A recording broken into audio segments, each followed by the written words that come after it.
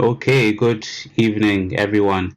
Welcome to the IA webinar organized by the Artificial Intelligence Association of Ghana.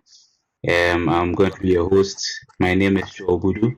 I'm one of the core team members of AIA Ghana, and this is AIA webinar. And the topic for today is Ghana NLP, putting Ghanaian languages on the global machine learning map.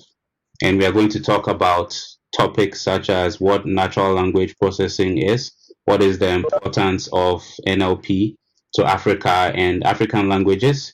We're going to talk about some of the opportunities and challenges that lie ahead. What kind of new applications will it enable? What are some of the techniques used in developing natural language processing for African languages? And what achievements have been made? And our guests for today is the Ghana NLP group. We have three people who will be on the panel, should I say, or who will be presenting. We have Lawrence Adu-Gyamfi. We also have Salomey, Afua, Addo, and then we have Emmanuel, Kweku, Debrah, who will be presenting today. So those will be our guests. And if you have any questions or contributions while the presentation is going on, feel free to drop it in the comments section. And then surely after the presentation, there'll be the chance for questions from everyone. But yeah, feel free to drop the comments in the comment section below. So I think at this point I'll give the floor to Lawrence, who will be starting the presentation for Ghana NLP. Okay. Thank you very much, Joel. Can you confirm if everyone can hear me properly and the screen is showing properly as well? I can confirm that. This is Okay, perfect. Okay, so good evening, everyone. Thanks for joining us, and thanks, Joel and the team, for giving us this opportunity to be here. We are very grateful for this this opportunity to showcase, talk about ourselves, and also showcase what we are doing. So just like you rightly mentioned, Joel, we are the team from Ghana NLP as an open source team. And today there's me, Lawrence Adu-Gyamfi here. There's Salomey, who you'll hear from later on, and there's also Kweku Debrah, who you hear from later on as well. So like you can see on your screen, we've titled our talk today, Putting Ghanaian Languages on the Global Machine Learning Map. And you will see why we hope that by the end of the presentation, you would understand why we are saying this, or we are titling our presentation this way. So just to break the ice a little bit, I would prefer to start from somewhere where we are, let's say, I'm sure every one of us to a certain degree has interacted with Google Translate in Google Translator in one way or the other, so I think it's a good place to start. And the image you can see here, I don't know if it's actually visible, but these are the languages that are supported in Google Translator as at, let's say, 2 days ago. So, and you can see I've outlined the languages which we can say are African languages, spoken, local African languages. And it's actually not so bad. So it's about 15% of the languages on Google Translator are African, are spoken in an African country locally, so it's not so bad. So I decided to, okay, well, let's go a bit further. Let's take a language like Yoruba. I don't speak any Yoruba, but I was like, yeah, let's try how effective this is. So I just put in as you can see, I just put a phrase, and you will understand why we are using this phrase. So I was like, okay, let me try translating this in Yoruba. So Google gives me a translation, and since I don't speak any Yoruba, the easiest test I could do is to do a back translation, So I go ahead and try a back translation of the same translation of what the output of what Google gave me. And you can see Google gives me a beautiful phrase, but this is exactly not what we are looking for. Maybe we should consider that as our new motto in Ghana NLP, But it's just to say that, there's still a bit of gap, especially when it comes to low resource languages, which is mostly some of the languages we have in African countries. So let's just go back to the image on the top. So I'm sure, as said now, most of us, if you were paying attention, you'd have noticed something here, that there are some things which are missing, Imagine if we had Ewa somewhere there, or maybe Fanti somewhere there, or let's see, Frafra. Yeah, it's not bad. It won't be bad. And then Gya, probably. And then Chi. So these are just a few local Ghanaian languages. And someone would say it's a bit ambitious, but for us, this was one of the reasons or the motivations behind the birth of Ghana NLP. And this is what we are going to try to talk about today. So we are basically going to introduce the group to you, tell you what we are doing, and then we are going to conclude by making a call, for anybody who wants to join us or work with us on this beautiful project we are working on. So let's start. Who is Ghana NLP, or who are we, and what are we up to? So, the phrase that we tried to translate with Google Translator said, it's just a group of individuals. It's an open source movement. Individuals who are just volunteering their time and their skills, towards the same goal. And today we have put our goal into 3 categories, and it's just to say we want to be able to have data sets of Ghanaian languages that we can make publicly available for anybody who's interested in natural language processing, and also to make available the tools, the techniques, the methods, the models that we use, that we come up with. We just want to make them available as well to make it easier and accessible for anyone, especially in Africa, especially in Ghana, who wants to get into this field. And also another important thing we want to do is to create a group, a team, an army of researchers, scientists, practitioners who are, using the tool of natural language processing to create a revolution and also improve in ways that we can, every aspect of the Ghanaian life, taking advantage of the importance or the benefits that natural language processing provides. So you would have noticed I haven't talked about natural language processing or what it is or what we mean when we talk about natural language processing. And I'm sure people here, to a certain degree, have come across the word natural language processing. But the good thing is, Salomey, in her presentation, will go deeper into what it is and give you a bit more details. So currently, some of the sponsors we have who are working with us, we have Microsoft, who sponsors us by giving us compute time, as you may be aware, in one way or the other.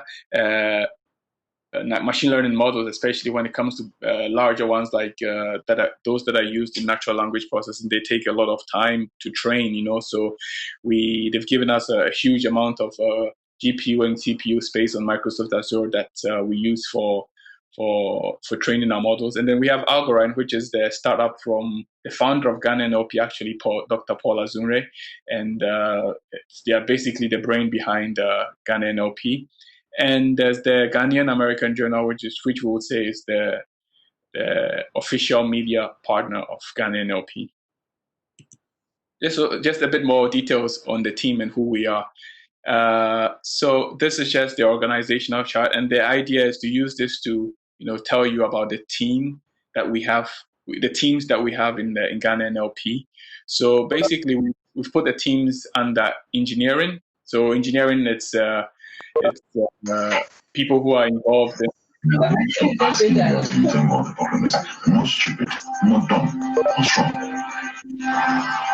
people who are involved in the management of GitHub, our Zero page, and also how we store our data. And it's actually interesting because, as you can see, the name here is Joel. Joel, who's hosting us, is actually our engineering lead.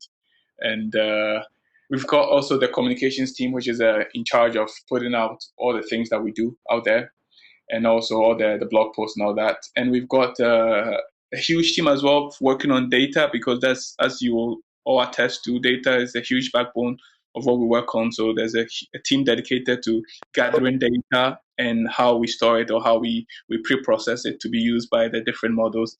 And another important team we have is the research team, and we have them in 3 groups. There's those who are focused on supervised methods like all the translation techniques, such as, let's say, neural machine translation, the retrieval system. All these will be discussed further in the presentations. And then we have those who are in charge of, all the different flavors of the transformer models, like the BERT or the Albert. And also we've got like unsupervised learning techniques like word-to-vec, fast test, all those things. We have a team that's focused on that. And importantly, also, we have a team that works on creating the metrics, the evaluation techniques, also testing the code and all that. As you attest, that's a very important part of, judging the quality of our work also. So currently we have a membership of, we have about more than 60 people, with varying degrees of participation, as it's open source, So, but we on our books now, we have over 60 people who are part of us, and the typical profile varies. We have data scientists, we have researchers, we have engineers, we have software engineers as well, we have students. So basically, actually, it's very open. We have people from all angles who are part of. We have actually linguists, people who are in linguistics, people in mathematics as well. So it's the backgrounds vary actually. Mm-hmm. So yeah, that's in a nutshell. That's who we are in terms of personnel or the teams that we are. So I'll just go a bit and talk about what we are doing now. I'll round off my part of the slides with what we are working on now. So currently, we have, like I mentioned before, we spend a lot of time on data because these models we are building, actually a huge percentage of the accuracy is dependent on whatever test or speech data we are using to feed our models, our beautiful algorithms or whatever. So we have a huge team that's involved in reaching out to people or organizations whose goals are aligned with ours, to see how we can benefit from data they are generating, and also mutually how they can benefit from the outputs of our work. So we are constantly having meetings with people, seeing how we can interact with them, and then how we can store the data and all that. And also we are working on a retrieval system, which you can call like a lazy translator, as like a first level translator. And Salomey will talk a lot more in details about that. And also we have like a state of the art when it comes to machine translation, which is all the neural network models. And we're working on that as well. So Kweku Debrah will spend a lot more time also discussing the details of what we are working on. So the main goal of all this we are doing is to put them in a library or a package that we will make available. So it's called CASA. And the idea is to have all these publicly available, all these works that we are doing. It's begun already, as we will talk about at the end of the presentation. So I will just hand over to Salomey, who will go a bit more into natural language processing, what it is, and also talk about our baby or our retrieval systems. All right, Salomey.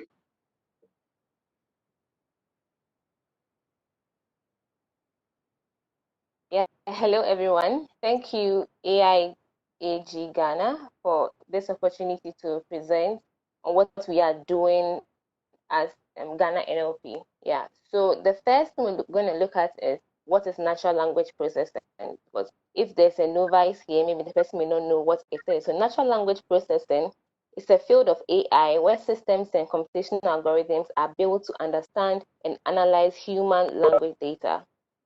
I studied mathematics for my undergraduate degree, and one of my friends, God Prince Osei, was very surprised that I'm into Ghana NLP. And then this was a message he sent to me personally. Yeah, and I decided to quote him here. So maybe after the meeting, if you are interested to know more about the quote, you can read it on the slide. Yeah. So the reason why we are into NLPs is because we've realized that it's really important, especially for Africa. And I've highlighted 4 key points or key factors that shows that NLP is important for Africa, although there are a lot more. So the first thing is life-saving, that NLPs can actually save lives in Africa. Currently we are all battling with the pandemic COVID-19, but then 2 months ago or 3 months ago, there was nothing like COVID-19 in Africa. And there were lots of people in Africa especially in Ghana, who did not know what a virus is. They don't know how the virus spreads. They don't know the essence of using hand sanitizer. They don't know the essence of like washing your hands regularly, And so I think that if these people, okay, were able to access the internet to read what was happening in China, what was happening in the UK, and then what WHO was publishing about the pandemic, I think these people would have been well informed and would have been ready, even before the virus came to Ghana. Yeah, so that's one of the ways that NLPs or our translator could save lives. And another thing is medical consultation. There are lots of people who are sick in Ghana. Maybe they're not able to get access to specialists, in Ghana to talk to. But then if maybe there's a specialist in India and that Indian doctor cannot speak English or cannot speak Chi, then it will be very difficult for the Ghanaian patient to contact that Indian doctor. But then if we have a translator, then it will be very easy for the Indian doctor to communicate with the Ghanaian patient who is speaking Chi or who is good at speaking Chi and not English or any other language. Then we have poverty alleviation. There are lots of business opportunities in Africa. But then due to our language barrier, we are not able to communicate with our fellow Africans. For example, if somebody in Congo has maybe a business opportunity, but then he speaks Lingala or Swahili, and there's somebody in Ghana who needs that business opportunity or who can make an impact in that business, but then that person cannot speak French or Lingala or Swahili, it's very difficult for the two of them to connect. Hence, that business would not really flourish as it has to be. So, but then if we have a translator that could translate our African languages, then it will be very easy for somebody in Ghana to communicate with somebody in Congo or in South Africa. And I think that in the long run is going to alleviate poverty in Africa. The next thing is mass education. Since the proliferation of the internet, a lot of people have abandoned the brick and mortar confinement of learning. They can sit in their kitchen and learn. They can be anywhere and still learn something new. But that is not the story for most Africans. Just because the educational content on the internet is in English or maybe some foreign language. So if they are not able to read and understand that foreign language, then they are not able to reap the benefits of those online content. But then if we have a translator that could translate English to the local African or Ghanaian language, then it's very easy for a market woman to learn maybe business analysis in Chi, in Ewe, Fafra, or whatever Ghanaian or African language. And then we have AI and digitalization enabler. So we know that if most Africans are able to access the internet and understand the content okay, on the internet, then it's very easy for us to build more digital tools to enhance business, politics, trade, health, and the rest. Because communication is really key. Yeah. So if you're able to build that translator that could enhance communication, then we can be assured that we're going to reap the benefits of a digitalized society. Yeah. So I said a lot, about the importance of NLPs. So let's come back to Ghana NLP. When we started, we built our first system that we built was the Retrieval System. And this system is more of like our baseline system, in that whatever results that we get from the Retrieval System, we're going to use those results as a benchmark for our other systems, such as the neural machine translator we are building. So what is a retrieval system, and what is a retrieval system? So our retrieval system acts like our baby search engine, and the retrieval system is based on nearest neighbors. Okay, it's based on nearest. I'm going to show more light on that, and then it is not built on any, or we didn't train any neural network, okay, for this model. So that's what I want you to get clearly. Yeah. So let's take a look at the pipeline, okay, for the retrieval system that we have. So we know that machines do not understand our human language. What they understand are digits and numbers. So the first thing we did was to load our data set, into the model. Now our data set is taken from the JW300 corpus, which is made up of about 600,000 parallel text, both English and Chi. We've also crowdsourced about 700 parallel data sets, from the general public, and then we seek to get more from them. From there, we vectorize our English text using Send-to-Vec. So Send-to-Vec is an unsupervised word embeddings algorithm. So that's what we use to vectorize our English text. In that, we change the English data, into numbers or arrays. Then from there, we use the ANNOY, which is approximate nearest neighbor model to create indices for the vectorized English text.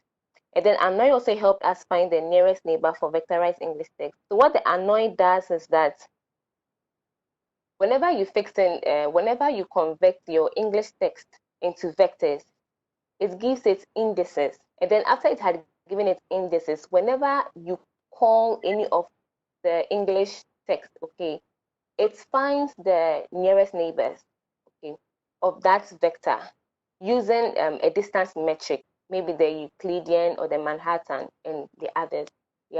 So for example, if I want to translate the English text, I love you, I first take it through my Send-to-Vec and then convert it into a vector. Then from there, ANNOY gives it an index.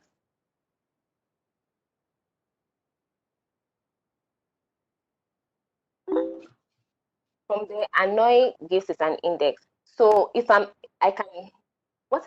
also allows me to specify the number of nearest neighbors that I need. So if I need 3 nearest neighbor of I love you from the data set that I have, ANNOY goes into the data set, which has been vectorized, and then select those points that are very close to the vector of the English text, I love you, and then pulls the indices out. Then from there, it maps those indices.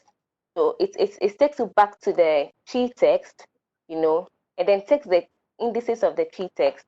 It takes you back to the Chi data set, and then pulls out all the Chi sentences which are closer to the Chi corresponding sentence for I love you. So, for example, if I say I love you, then my translator will give me something like mepel wasem minijo, So that's how it works. So this is just, as Lawrence said, this is a lazy kind of like retrieval system.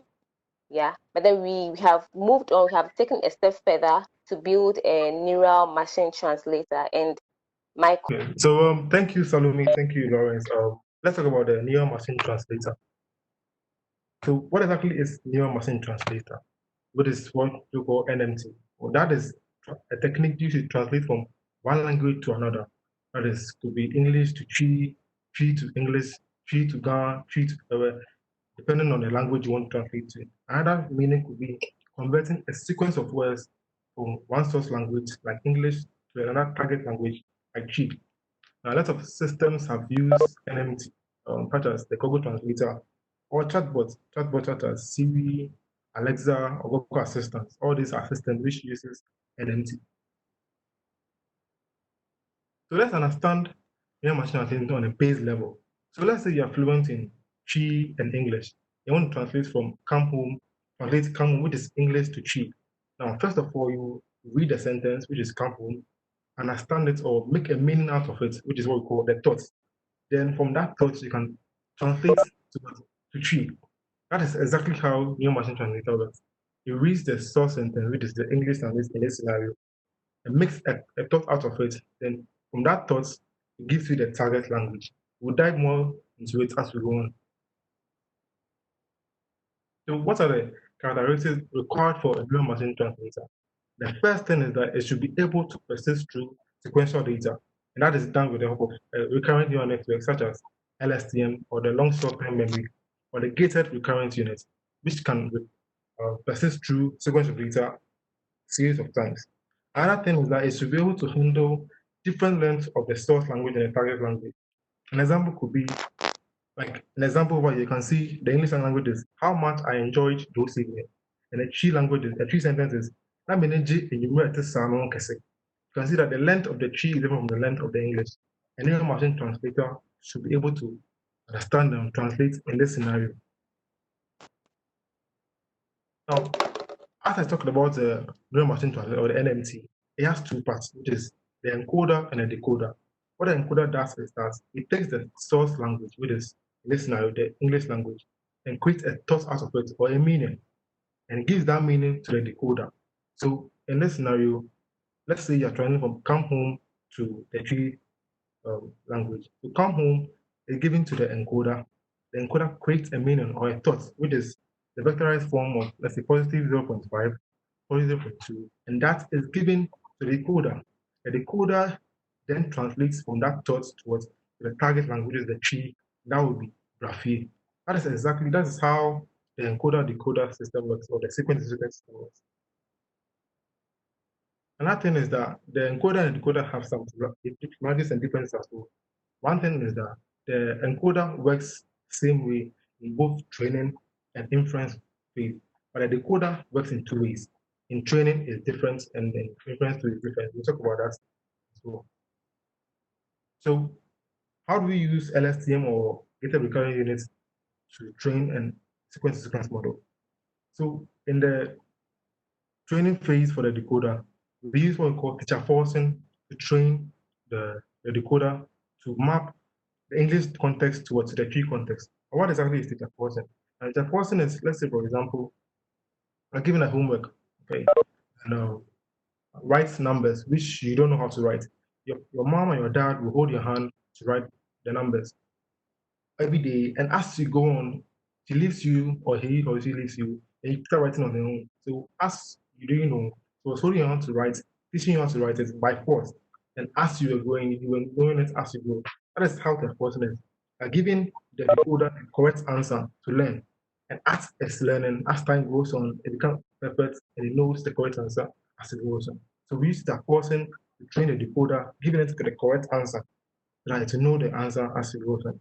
And then the inference, that is the prediction phase, based on what it has learned before with the forcing, can easily predict the text, predict the source, the target language based on the source language.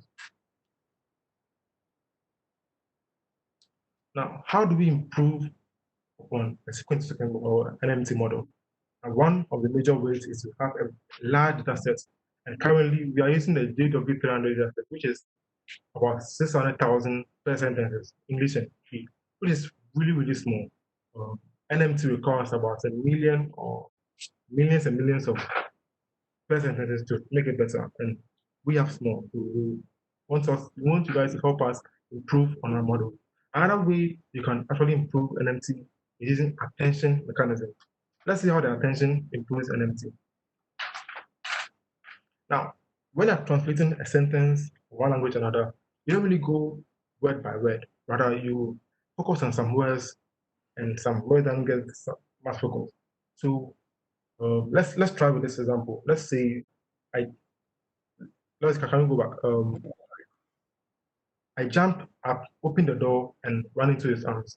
Let's see how we'll translate this sentence into tree with attention mechanism. Okay.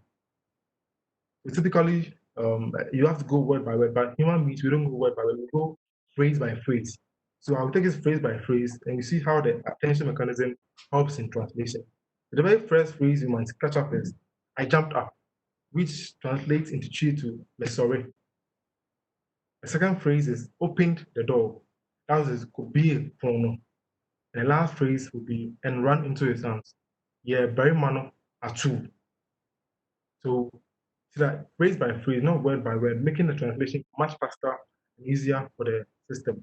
And that will give us the translation. The sorry could be a pronoun. Yeah, very mano atu. So basically, we didn't really focus on word by word, but we focus on some words, giving it much attention to its surrounding words, making the translation much, much easier. Now, these are some of the results we have generated from our system when we train this. Let's see some of the English sentence and the tree translation, the tree created by our system. So the very first one is how I enjoyed those evenings. And the tree translation our system generators. Na manage enumera at a which actually it makes it corresponds to the sentence for English. Yeah. The second sentence is every day before going to school, I went to church.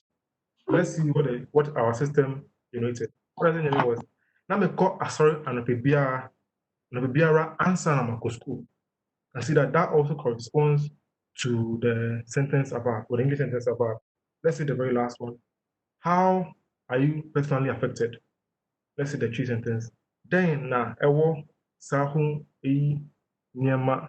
See that it doesn't correspond, but if you look at it carefully, you can see that how are you? And then see they're kind of corresponding, but as it went on, the translation was going bad. Some of the reasons that makes translation bad could be the data was small, it wasn't able to learn a lot of data to know when to predict. And some of also as well. So these are some of the results we have, and that is a little about natural neural machine translation. Thank you. Okay, thank you, Kweku and Salomey. So we will round off by just talking about recently some of the work that we have done, that we have put out in a blog post that we released recently.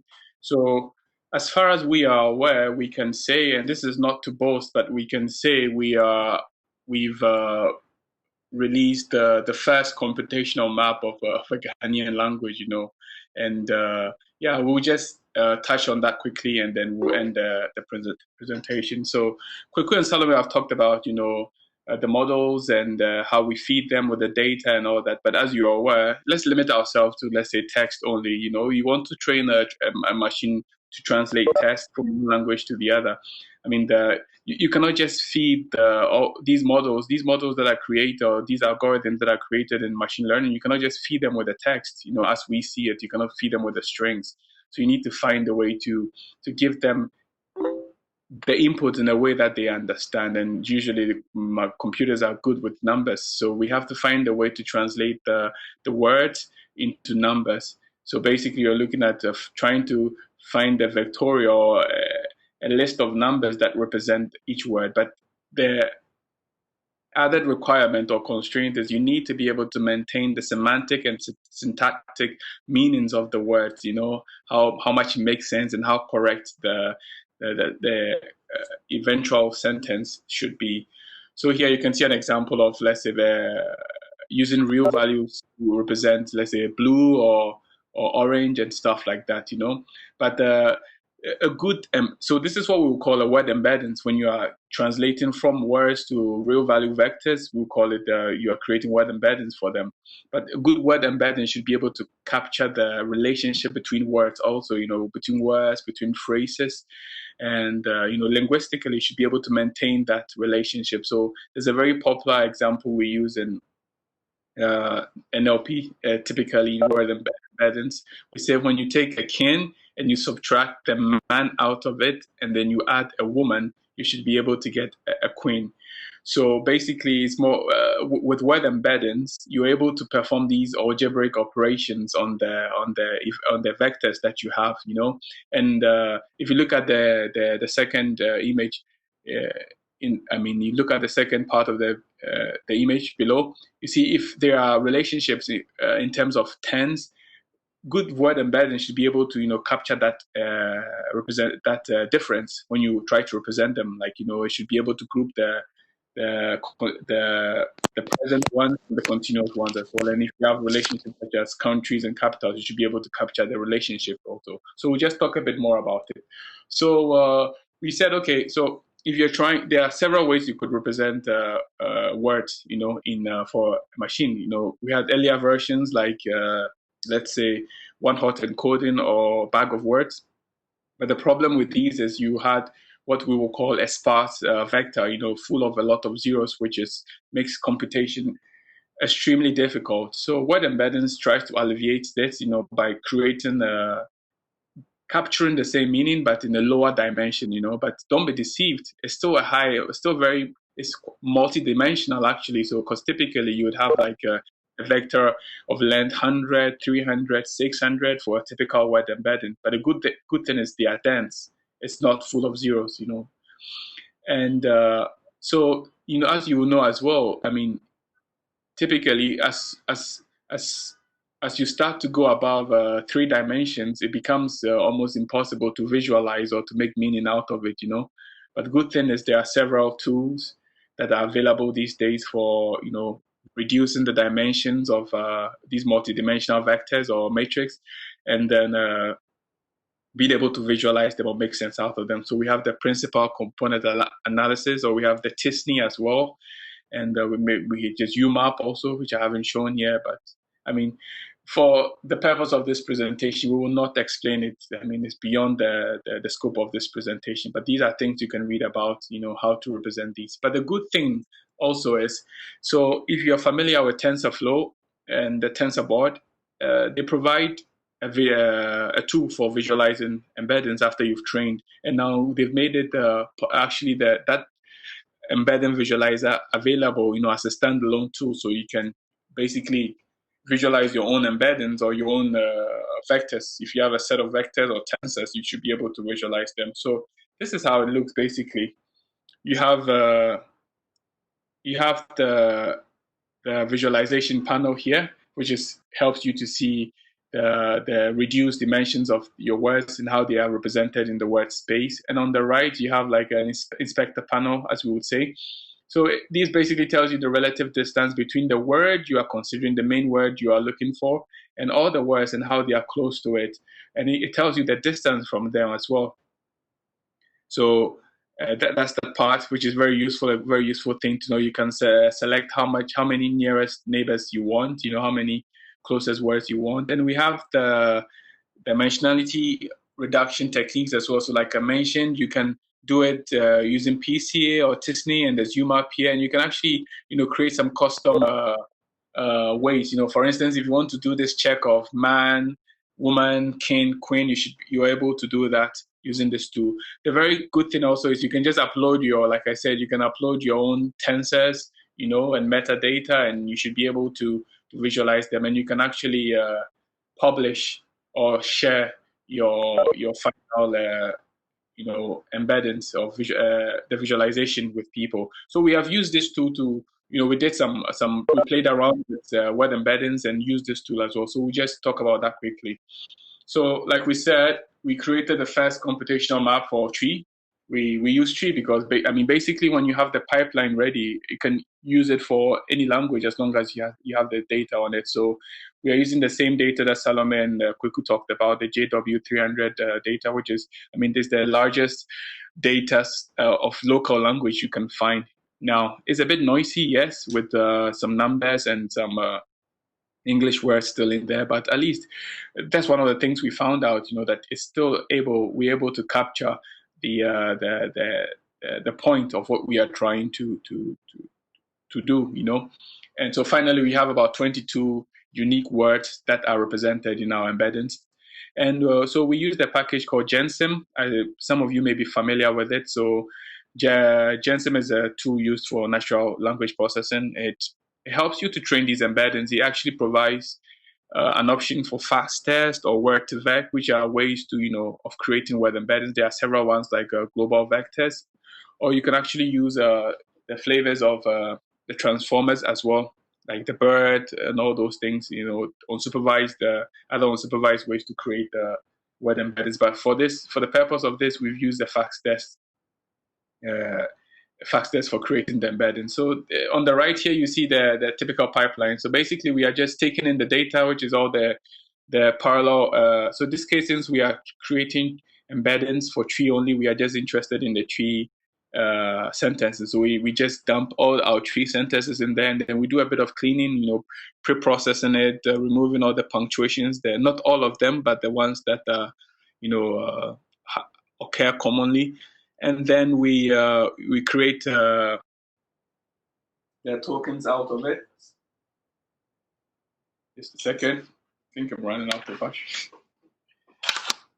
So we create the tokens out of it, and which is we just get the unique words. That's what I mean. We get the unique words, and we train the embeddings using the fact test like we talked about here, and then you can generate the TSV file. That's tab separated files for that all the vectors of all the words, and then the metadata, which is basically what allows you to be able to visualize them using the tool that we talked about. And we'll show some examples of that. And the code that we've used here is also available. So we went a step further where we evaluated the quality of the embeddings we created. So in evaluation, you can either do in NLP, you can either do an extrinsic evaluation or an intrinsic evaluation. So in intrinsic, you're basically judging the semantic, that the embeddings are, maintaining the semantic rules in the language. So we use there's a very popular data set it's called WordSim 353, which you can use for evaluating word embeddings based on similarity. So and actually we recorded quite good improvements. We had about correlation. So basically here we are just judging the correlation between the embeddings we have and then the human outputs, of how close some words are, and we're able to actually get good correlations. You have about 0.42 correlation. It's not big, but it's actually quite a good value for now. So I'll just jump and show some examples or some outputs of our embeddings when we try to visualize them. So let's take a word like doctor, which means doctor in English, So I don't know how clear this is on your side, but I'll try to guide you. So that's the word we are looking for. And here it's just an extract of the words which are close to doctor in the word space. So you see words like Adu-Gyamfi, which is someone who makes drugs. You can see Adu-Gyamfi, which is a mental illness, or Addo, which is a drug, or Afua, which is someone who takes care of people who are sick, or Majumara. Actually, that's very interesting. And so on the right here, you can see the different distances between them, So it's actually very interesting. When you think about doctor, these are things you think about, mental illness, a sick person, someone who makes drugs. So that's very interesting. But another interesting point is you can see teacher, which is a teacher here. So the word embedding is able to capture the fact that, doctor is a profession. So in a way, it has a certain level of closeness to the word teacher in terms of profession. So this gives us some confidence about the embeddings we have created, we have generated. So let's take another word, mame, which is mother. And you can see very close to mame, you see words like madamfo. Okay, that doesn't, we have papa, which means father. You have unyabia, which is sister. You have berima, you can see mawofo, which is parents. You can see kunu, which is husband. So when you think about mother, these are words, husband, family, it's mabusiafo, yere, these are things you think about when you think about mother, and so this also gives you like a human appreciation of the embeddings you have created, as you're able to visualize them. All these things you can, evaluate them algebraically as well, like I talked about. You can perform, similarity measurements and then still be able to get this, but then being able to visualize them gives you a bit more of a good feel about it. So, I mean, this is a summary of the things we have done so far. We are working on so far. Like we started actually not so far. The NLP Ghana NLP was started mainly end of last year, beginning of this year. So this is what we've done so far. All the work that we've talked about, Salomey's work, Kweku's work, and what I've talked about, they are all available.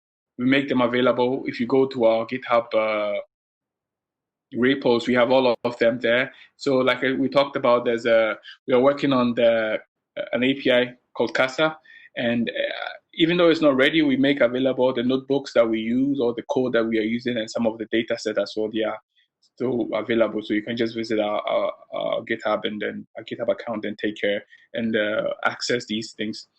And also you can follow, we made, if you want further details of the work that I just talked about on word embeddings, we've published it on Medium as well. So you can follow us here and you should be able to get a lot more details. There's a video we made about it that gives more details also. And then following this link, you should be able to, play with the embeddings we generated and, play around with it and basically. So we just want to end by saying, so this is basically who we are as Ghana NLP, what we are doing, the things we have planned to do. And we still need a lot of people. We need people to assist us, people to join us, since it's open source, it's fully a volunteer work. And people from all walks of life, whatever you do, we think we can find a good use. And basically, most of us actually are very new to this, and there's a good number of people with good experience who have the time and are able to give you the resources to also get up to speed as well if you need to be part of it. And like you said, we have tools from Axio that you can learn how to work in the cloud as well and all that. So we are really interested. And if you want to join us, you can just follow this. You can go to our website, or you can just shoot us an email, and we will reach out to you and then add you to our resources. So basically, this is about us, Ghana NLP, and what we are doing. Thank you very much for having us. And if there are any questions, Joel, I totally leave it up to you. Yes, wonderful presentation, Lawrence and team. I think in the comment section, people were commenting while the presentation was going on. People are saying it's impressive work. That's what Edwin says. Asada says he or she's enjoying the presentation. Prince says good stuff, great job. So generally the feedback from everyone is wonderful, and I also will agree with that. It's a terrific work that you guys have done. So the floor is open for questions for anyone who would want to ask a question on the work that Ghana NLP is doing. You can ask a question for Lawrence, Salomey, or Emmanuel. So the floor is open right now. You can decide to unmute yourself and go ahead and ask the question, or you could type it in the comment section if you are shy. So the floor is open for questions. Hi, this is Kofi. I have a number of questions. Okay. The first one goes to Kweku, where we done the neural machine translator presentation. I was wondering which linguist you are working with, because I asked earlier in the chat if you've heard of the AIST Universal Keyboard, and the response was no one had. So I wanted to know which linguists you're working with and how I could sort of tie in with the AIST Universal Keyboard with your project and how we can move on from there.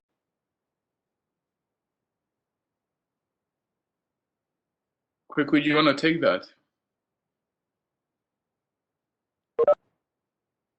Actually, we're working with a team, and actually we have no linguists available. We are using the data sets to train and using our own reading to understand the data, the response relate to the English language. So we would like to use the AIS Universal Keyboard to try and see if it will work. Right, okay. Is it okay to give a bit of a background about the AIST Universal Keyboard? Yeah, sure. Go ahead. I'm sure a lot of us will want to know more. So basically, as you are, I'm sure you're all here because you've come to recognize that we have a challenge in IT for Ghanaian, not just Ghanaian, but of course African languages. And so the AIST Universal Keyboard is an initiative that was started by myself, and it was to bring African languages onto the keyboard, because if you're going to make any change in academia, you have to start from I say if you want to make any change in the world, you have to start from academia, because that's where all languages are taught, as in taught with text. And since the invention of the QWERTY standard, or the invention of the IBM standard, which we know as the QWERTY standard, African languages were sort of excused to the side. So the AIST Universal Keyboard has included, to start with, Ghanaian languages, and we also have a layout for Wolof and Igbo, Yoruba, etc. And I have a number of linguists in Ghana testing these keyboards, and they are available for purchase online as it stands. So with what you're doing, my initiative was to look at one, how you are doing the data entry. Sorry. How you're doing the data entry, and two, which linguist you're working with. Because as it stands, I'm working with Ejumako, which is the School of Languages in Ghana. I'm also working with the Institute of Languages in Legon. So these are areas that we could tie into and work together going forward. Yeah, that's really great. Actually, I think it's a really good lead you are providing over there. And I said now, yeah, we've not gone to that. We've reached out to a couple, and maybe it hasn't been very successful, but I think it's a good thing you brought up. And yeah, I will be very happy to talk more about this and see how we can, take advantage of it and see how we can work together on this topic. I think we really would need, and it would be very beneficial to our work that we are doing here. Sure. That's all my questions. So if anyone has any other questions, they can crack on. Okay. Thank you very much, Kofi. Okay, thank you very much. Thank you. Hello. Hello? Yeah, hello. Yeah, I'm Felix, and I have a question. Yeah, you can go ahead. I think it's directed to Kweku. You are working on the NMT, right? I think with some of the examples you give, especially the first one, the English to tree. The English was how much I enjoyed those meetings. That was for the English. But then the tree, you read it this way, that na menije enyumre a etiti saa no kese.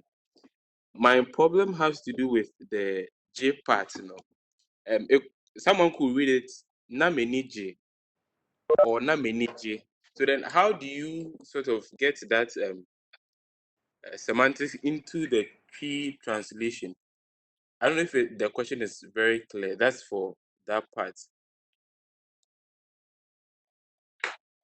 So the sentence which was this, Lawrence can go back to the sentence again. Sure.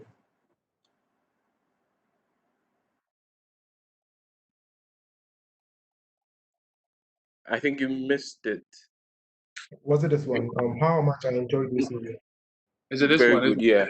Okay. Yeah, that one. Yes. So I think in tree I've seen some diacritics or accents they put on some of the letters there to note how much emphasis you lay on that particular word. Because here it could read. Hello. Yeah, go ahead. Yeah, it could read this way, that na meni j or na meni j. You realize that both of them, although they are very similar, carry different meaning to it. Yeah. Yes. Yes. So how do you sort of rectify that constraint? So if I'm reading or if it is translating for me in tree, I'll be able to get the right semantics to what I have there in English, because the English was sort of talking about past tense, how much I enjoyed. Yeah. So, do you want to go ahead, or do you want to Yes. go ahead? Also, with such translations, as I said, with the attention mechanism, you get it. So the system or the NLP system doesn't really know the whole meaning. You get it. So it is phrase by phrase. So by every phrase, that is the translation it gives. So depending on the number of training data you give it, if at a time it reads a lot of data per sentences, which brings up that one, it will be able to translate into that format. So such a problem may come up if the data is really small.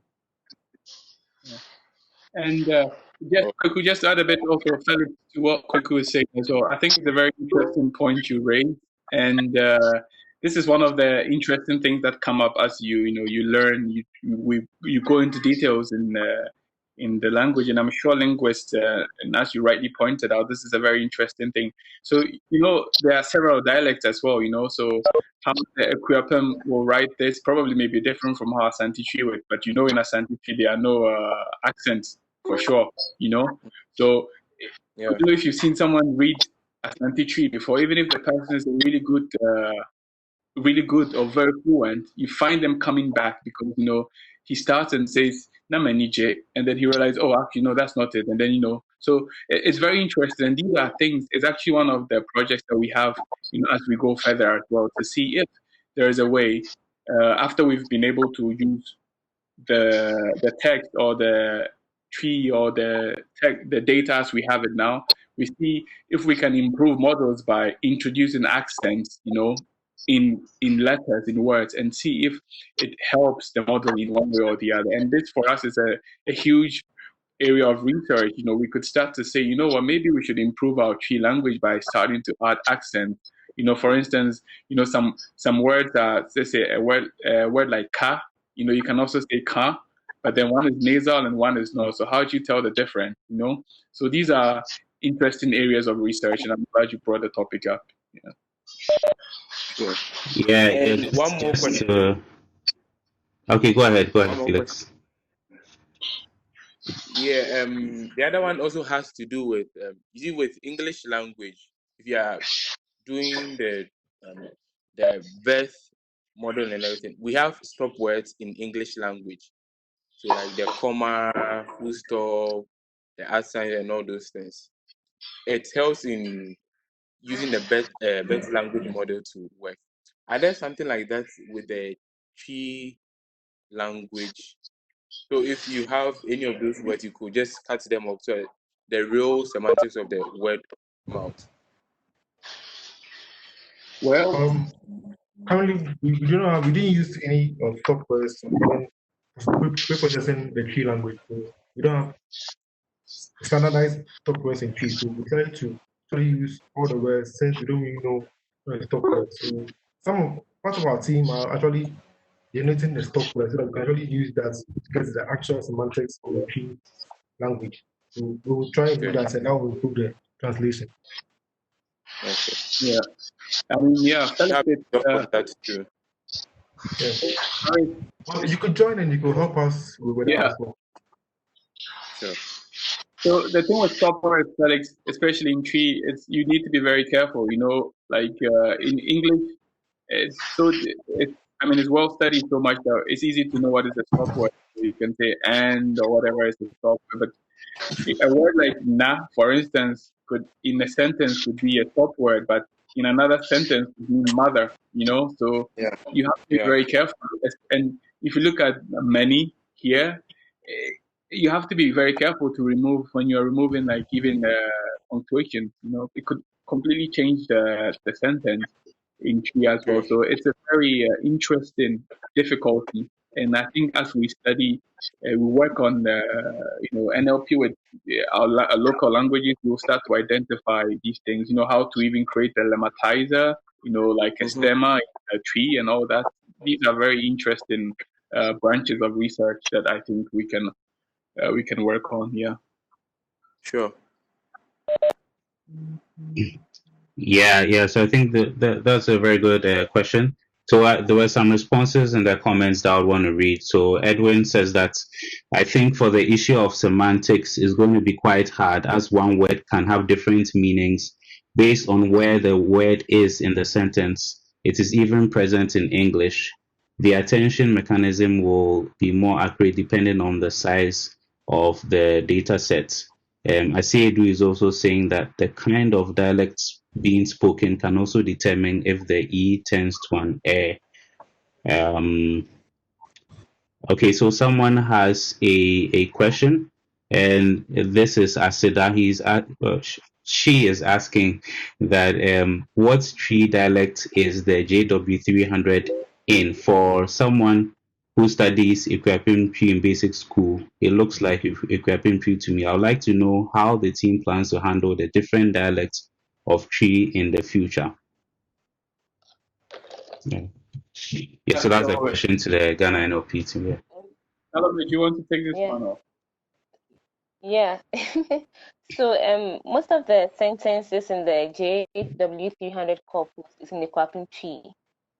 Yeah, majority of the sentences are in the Kwapin tree, but then there are traces of some other dialects, yeah, in the corpus. However, we would like to, this is a community, so we'll be very glad if we get linguists, professional linguists, who could help us. Hello? Yeah, so we'll be Yeah. happy to have professional linguists on our team who could help us with the various dialects in Chi, such as Fante, Ikwapim, and Asante. Yeah. Okay. Unless Lawrence, you have more. Yeah, I mean, it's a very interesting question, actually. So recently, I'll tell you an experience. So I was we were working on cleaning some data with Salomey, and being typically an Asante, I was looking at some of the responses people gave us, and I was like, what is this? These things are so wrong. So, I edit them based with the bias from Asante tree. So later on, I was looking through the Kriapim Bible, and I was like, what? That's a word? Okay, no wonder people were writing that. So it's very interesting, that the two dialects can be actually very different, and we need to find a good way to separate them when, we train uh, our models, Yeah. Nice.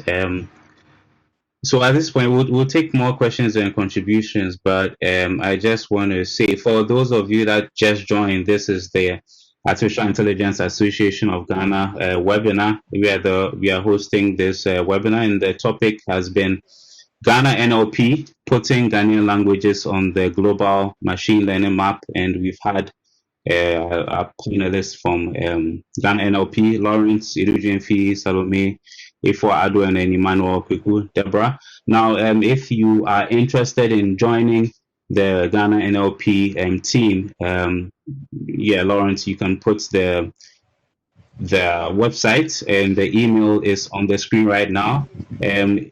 Omar, if you could just type it in the comment section, or someone just type in the comment section so that people can easily click. And also, if you'd like to join the Artificial Intelligence Association of Ghana as well, the links will be in the comment section, and then you can join. And it's not only limited to if you are into AI or not. I think all hands on deck. We, as you can see here, we need the help of linguists. We need the help of mathematicians. Everybody can help. So it doesn't really matter if you're not directly into AI. So you're free to join both groups. I think that's about it. So a few more questions, quite a lot of them. Yeah, I think that was one thing I wanted to comment on about the accented characters. I think that was a question from Felix about the accents, and I think I'm not a linguist, but I know that in our Ghanaian languages, especially with accent, we don't have the tonation, the nasal tones in the written text, and I know that it has to be deduced based on the context of the word in the sentence, and even in English doesn't have that either. But I know a language like French, for example, sometimes has some of those tonations. So I think, I mean, those are some of the things that have to do with linguistics.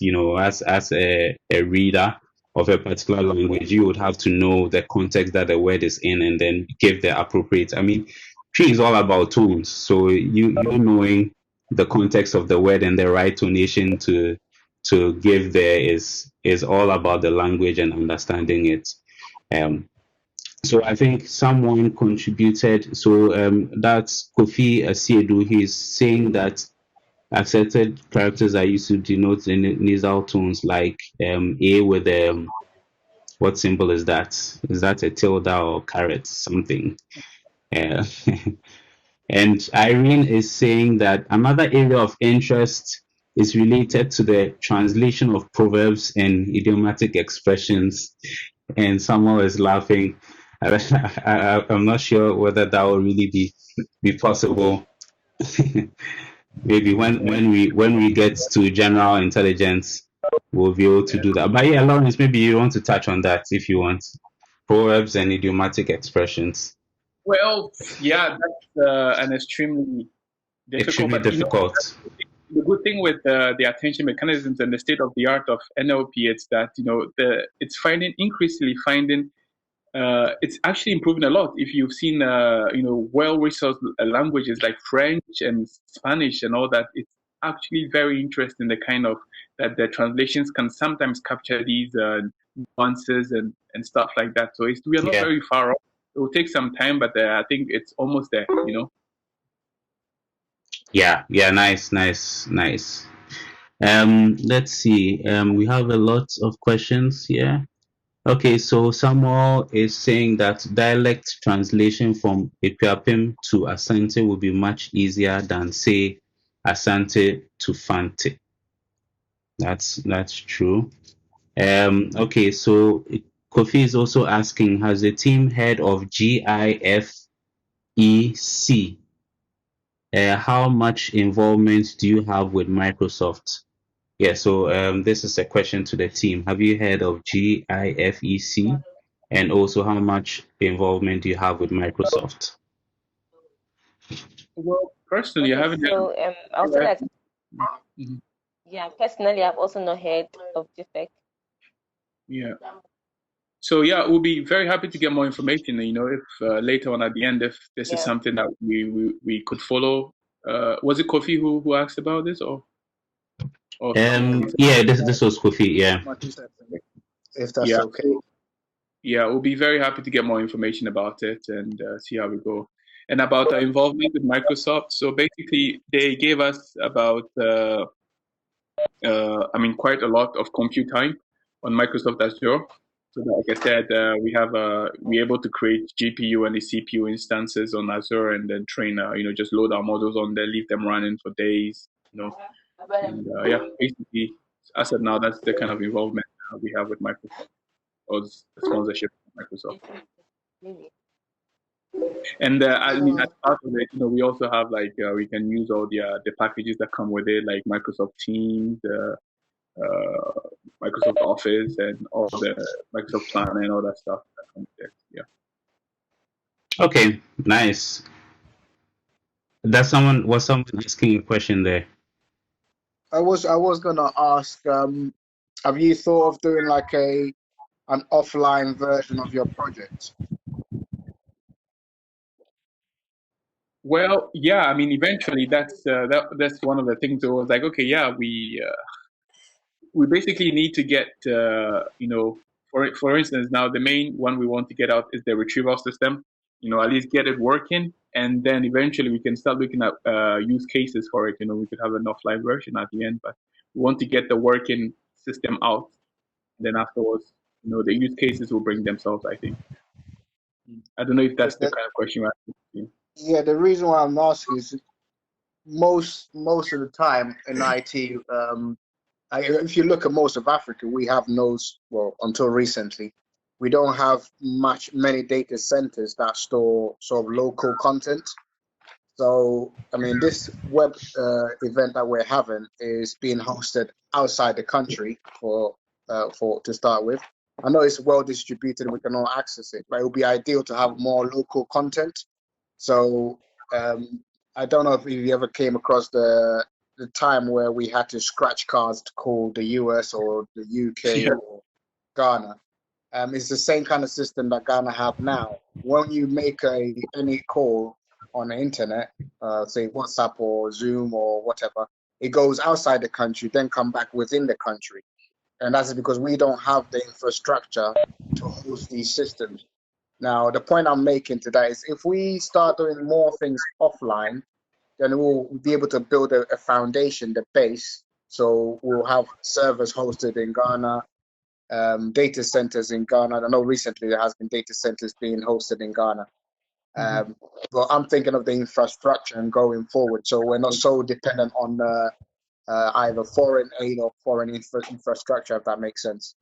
Yeah, it's a good point. It's a fair point. And eventually in the beginning when you start, it's that these kind of sponsorships are what kind of They go a long way. Yeah, they go a long way. And eventually, when it starts to get big, I think the sponsorships will come. But I think it's a very fair point eventually to be able to have a lot of autonomy going forward. We need to really investigate that.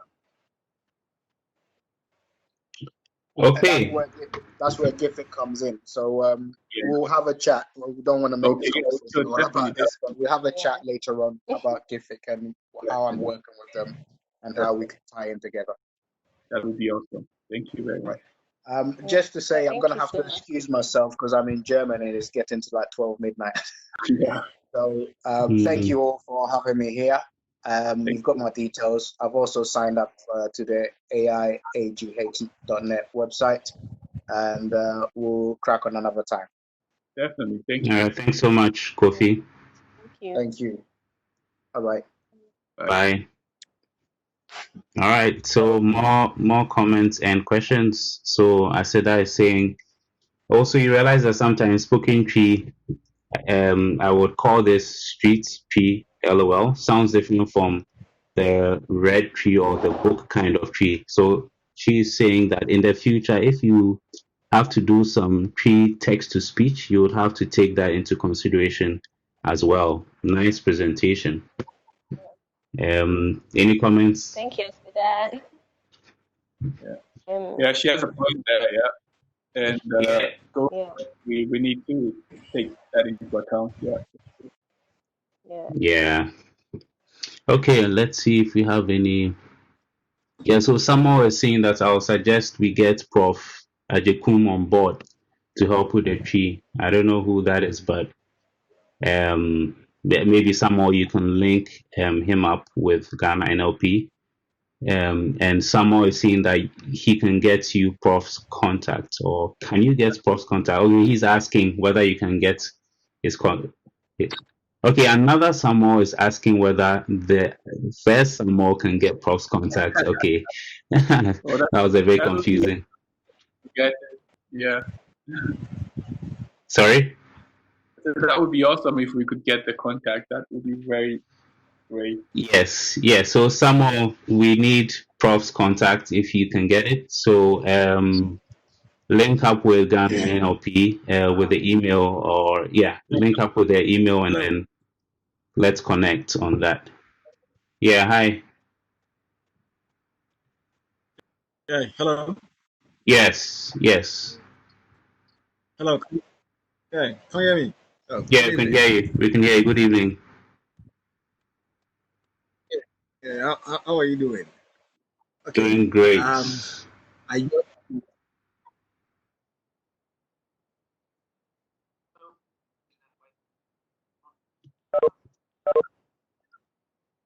Hello, Samuel. Yeah, I was late. Well, it seems your connection is quite bad, Samuel. Yeah. All right, let's take a couple more questions and Samuel may come back. I had an invitation from my colleague, and I excited. In this project, we're going to be making a motion for a video game. That's right. We're officially and it was really breaking up. Yeah, we might have to get Samuel to type in his question or contribution. Yeah.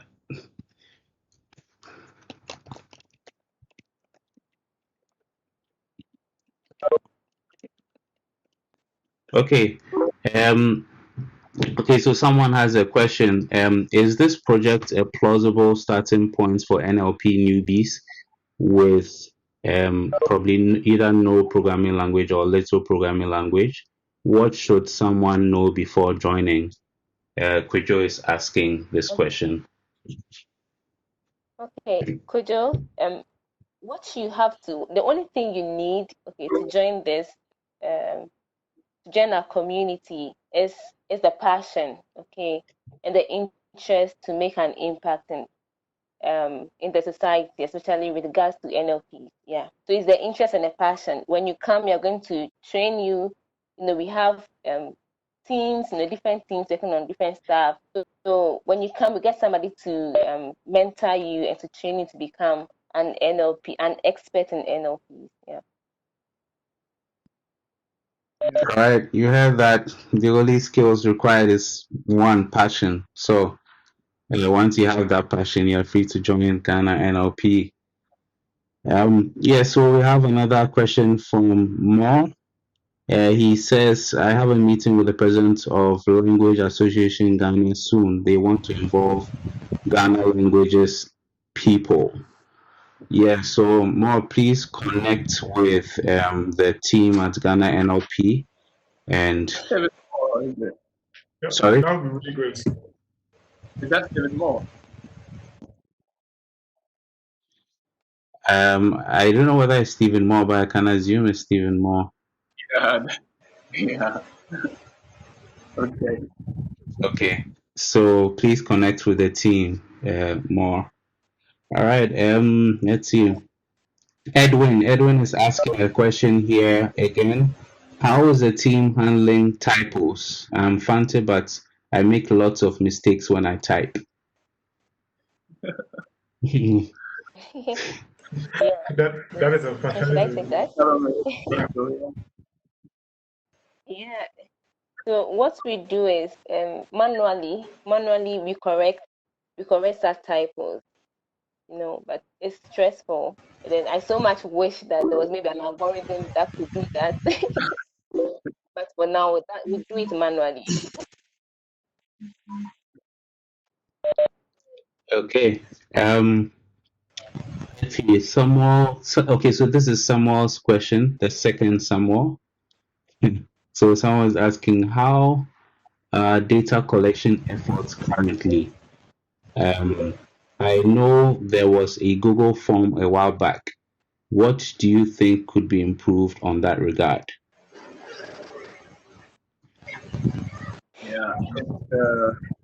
Yeah. So to be honest, so we did get quite a number of so I guess it's mainly being able to have people push it, in several like media, for to get people's attention.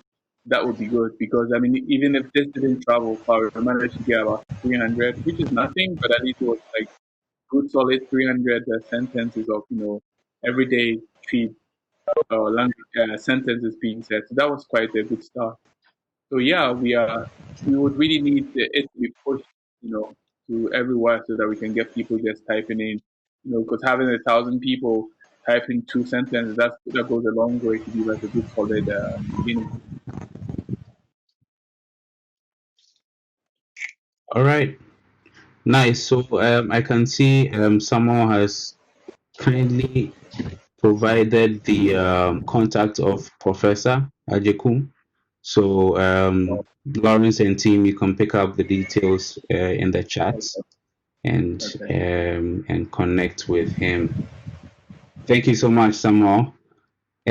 So now, yeah. So Asida is asking, can the team members kindly drop their LinkedIn URLs here? Thank you. So Lawrence, Salomey, and co, people would want to connect with you on LinkedIn. So if you don't mind sharing your LinkedIn URLs, would want to connect with you.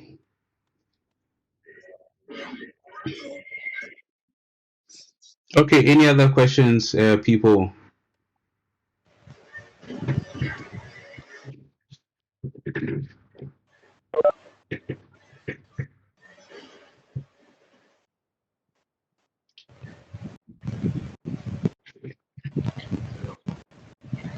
All right, probably if we do not have any more questions. Lawrence and team, do you have any final words, any closing remarks that you'd want to tell everybody today? Could you want to go first? Well, yes.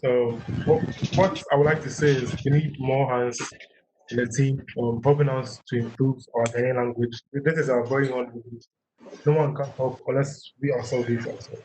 That is what I want to say. We have to help improve our own languages. Yeah, thank you. Salomey, do you have anything else? Yeah. So I'd like to say that I didn't really anticipate that we are going to get people who are so much interested and in people who would like to see us move forward. Yeah, because people have sent a lot of contacts, a lot of resources, and I'm so much happy for this help and assistance that they are giving us. And I so much wish that they will all come and join us so that we make this project a success. Yeah, so yeah, Joel and the team, thank you so much for having us, and everybody else that made it to listen to us. We're really happy you gave us the opportunity to tell our story and tell you what we're doing. Like Salomon and Kweku have talked about, we need a lot of people, a lot of contacts. We also need people to spread the message about what we are doing and the work that we are doing. If there, we can see people have a lot of great ideas, and people are already, these are things to talk about. And we are very happy to take on ideas, and see if we can add them to our list. Yeah.